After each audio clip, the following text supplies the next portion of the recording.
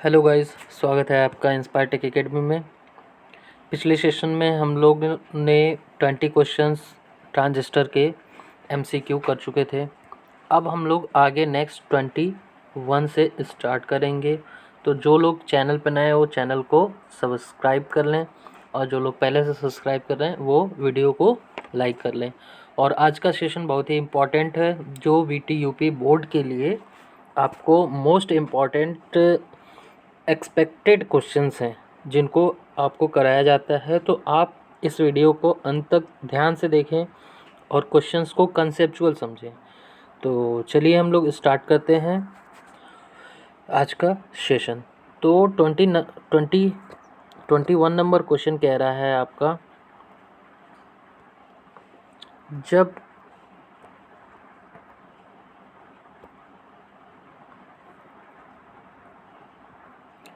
जब ट्रांजिस्टर का टेम्परेचर बढ़ता है तो बेस एमिटर रेजिस्टेंस क्या होता है। ठीक है, तो कॉन्सेप्ट आपका क्लियर है कि जैसे ये हमारा ट्रांजिस्टर है, तो ट्रांजिस्टर में ये आपका PNP, ठीक, एमिटर हो गया, बेस हो गया, ये आपका कलेक्टर हो गया।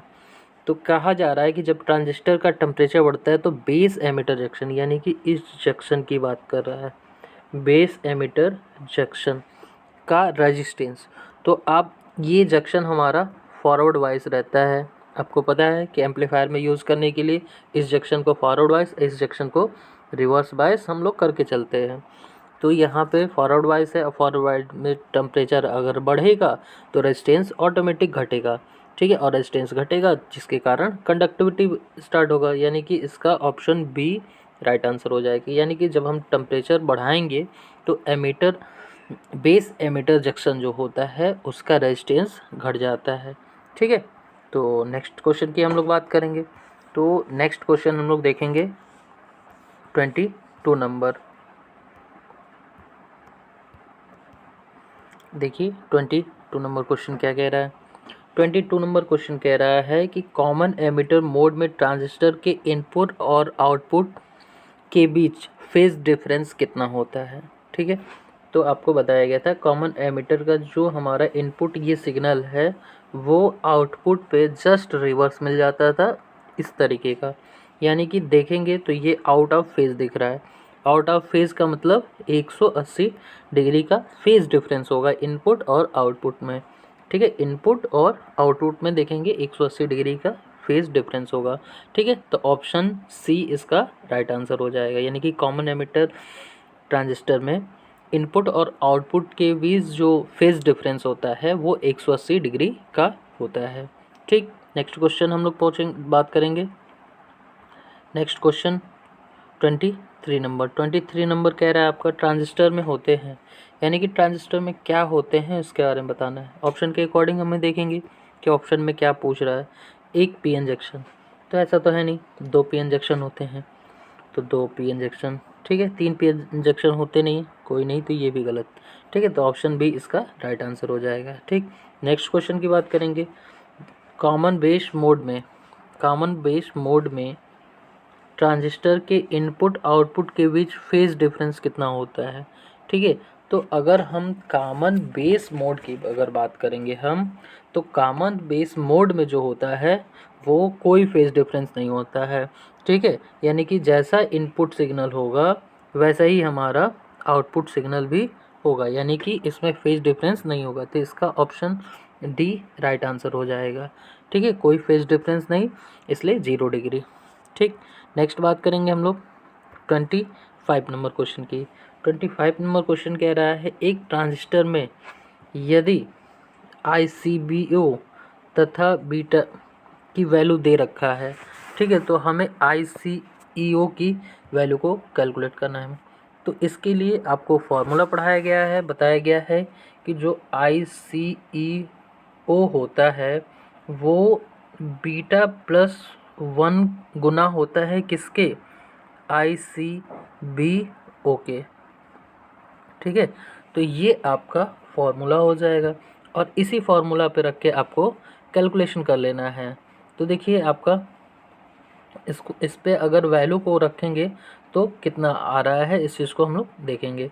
तो देखिए ICBO की वैल्यू दे रखा है हमको, ICO की EO की वैल्यू पूछ रहा है। ICEO ये है क्या चीज़, आपको बताया गया है कि लीकेज करंट किस में, कॉमन एमीटर में, ठीक है, और ये हमारा लीकेज करंट कॉमन बेस में।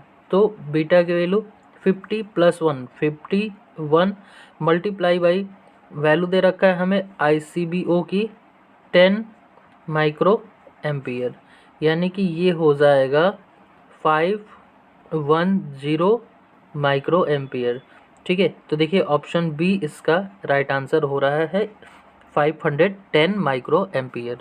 फार्मूला बस आपको याद रखना है, तो इसका बी ऑप्शन सही हो जाएगा।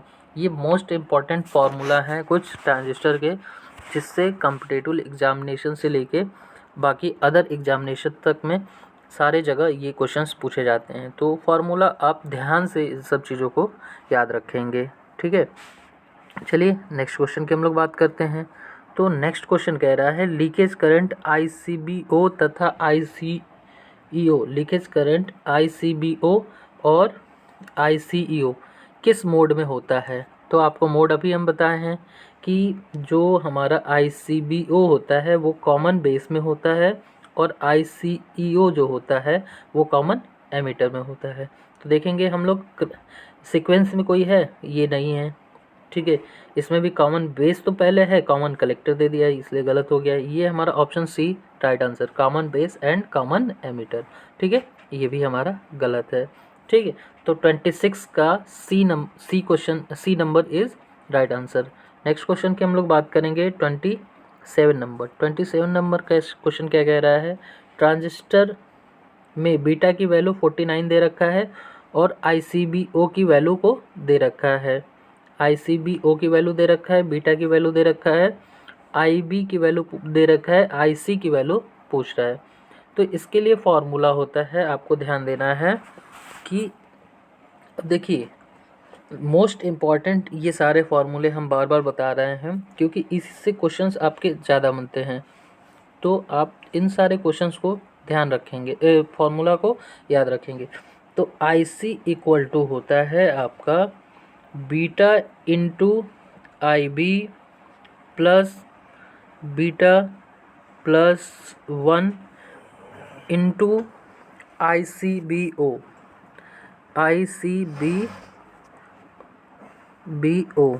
ठीक है।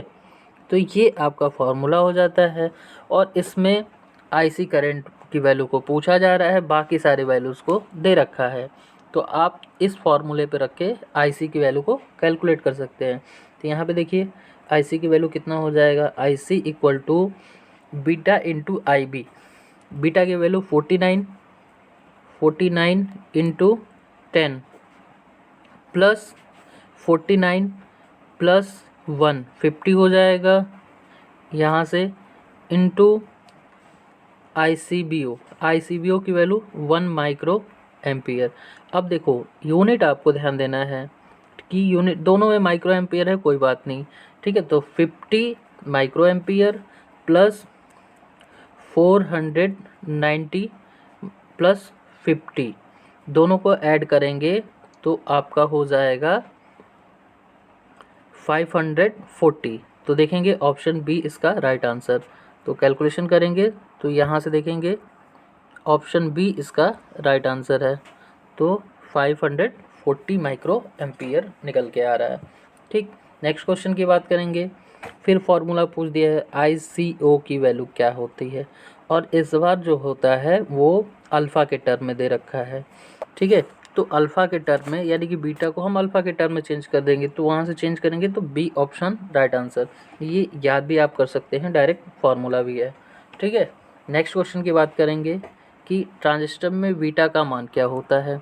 तो ट्रांजिस्टर में बीटा का मान की पूछा जा रहा है। तो बीटा का मान आपको पता है ये हमेशा 1 से ज़्यादा होता है, ठीक है। तो यहाँ पे ऑप्शन एक कुछ वैसा दिख नहीं रहा है, केवल डी ऑप्शन दिख रहा है 50 से 500। तो इसका डी ऑप्शन सही हो जाएगा, ठीक। अब देखिए 30 नंबर क्वेश्चन कह रहा है IB करंट होती है, जो बेस करंट होती है वो क्या होती है, किसके कारण होती है, ठीक है। तो आपको पता है कि जो IB 3 लेयर होती है ट्रांजिस्टर में, तो ट्रांजिस्टर में जो होती है वो IB के अंदर जो करंट होता है वो केवल और केवल इलेक्ट्रॉन के कारण होता है।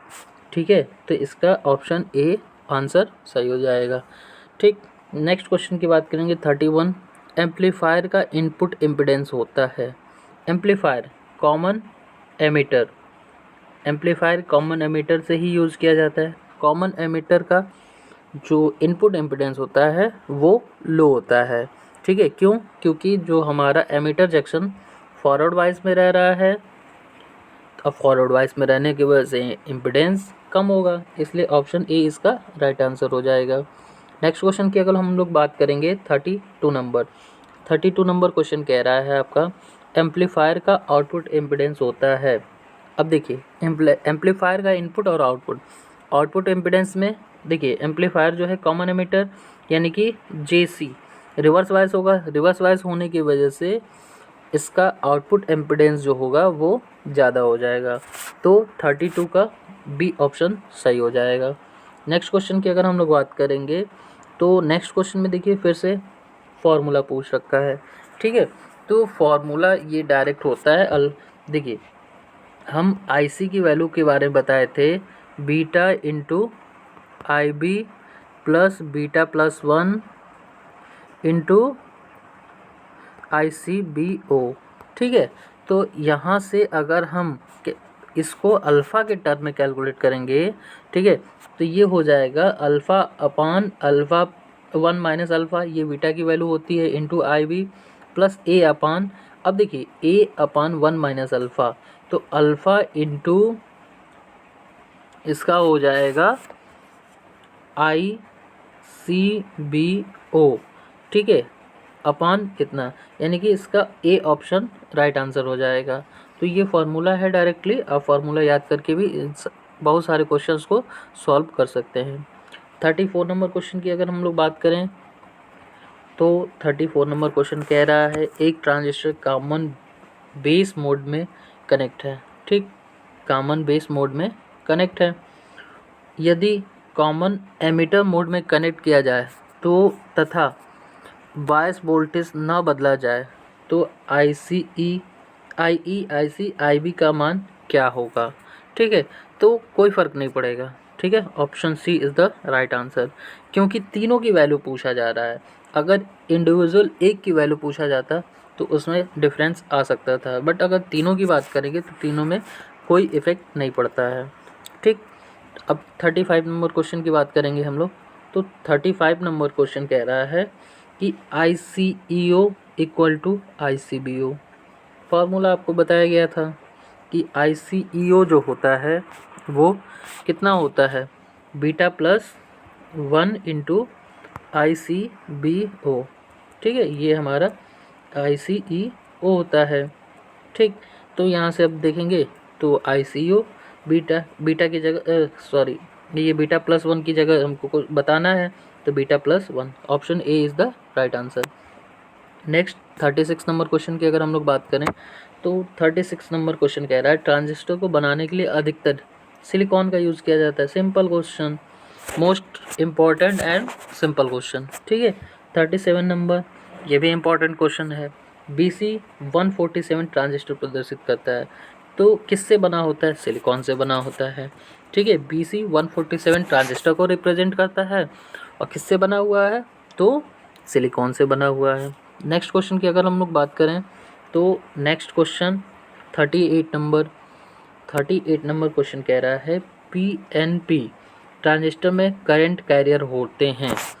तो अगर हम PNP की बात करेंगे तो PNP में मेजॉरिटी कैरियर जो होते हैं आपके PNP, इसमें देखिए होल होते हैं, इसमें इलेक्ट्रॉन होते हैं, तो इसकी चौड़ाई कम है, डोपिंग भी कम है, इसकी ज़्यादा है, तो मोस्टली इसमें होल जो होते हैं वो मेजॉरिटी कैरियर्स होते हैं, तो मेजॉरिटी कैरियर्स के कारण ही करंट फ्लो होता है, तो इसका ऑप्शन बी राइट आंसर हो जाएगा, यानी कि इसमें मेजॉरिटी कैरियर्स बी के टर्म में हमारा करंट का फ्लो होता है। ठीक है, 39 नंबर क्वेश्चन की बात करें, ट्रांजिस्टर में डिप्लीशन लेयर, कितनी डिप्लीशन लेयर, तो 2 होते हैं, देखिए एक हमारा इस JC जंक्शन पे बने JE जंक्शन पे बनेगा, ये हमारा JC जंक्शन पे बनेगा।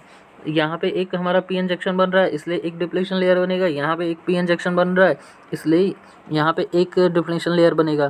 तो इसमें 2 डिप्लीशन लेयर बनेंगे, ठीक है। तो 39 का बी ऑप्शन राइट आंसर हो जाएगा, ठीक है। नेक्स्ट अगर क्वेश्चन की हम लोग बात करेंगे 40 नंबर क्वेश्चन की, तो 40 नंबर क्वेश्चन देखेंगे हम लोग। 40 नंबर क्वेश्चन कह रहा है ट्रांजिस्टर में बेस करंट एमिटर करंट का होता है।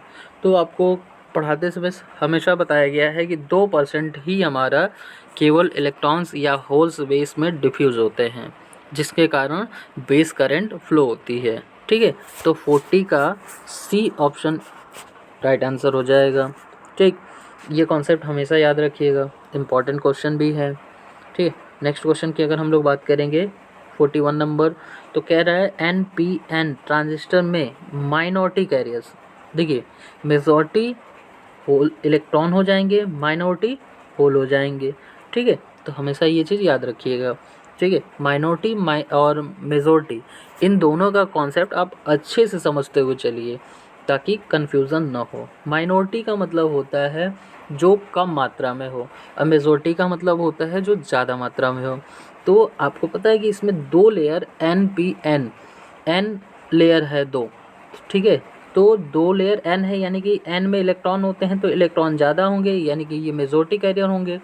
होल कम होंगे, इसलिए ये माइनॉरिटी कैरियर होंगे। तो यहाँ से आपको पूछा जा रहा है कि माइनॉरिटी कैरियर कितने होते हैं, तो आपके माइनॉरिटी कैरियर होल होते हैं, ठीक है। तो इसका ऑप्शन बी राइट आंसर हो जाएगा।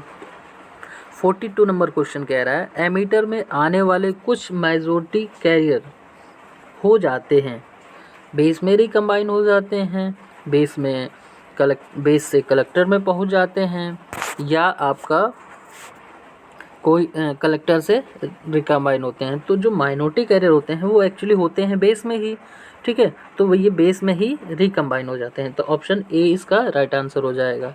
नेक्स्ट क्वेश्चन की अगर हम लोग बात करेंगे 43 नंबर, तो 43 नंबर क्वेश्चन कह रहा है आपका कि ट्रांजिस्टर में कलेक्टर की डोपिंग बेस से अधिक वो एमिटर से कम, तो ऑप्शन ए इसका राइट आंसर हो जाएगा, ठीक है।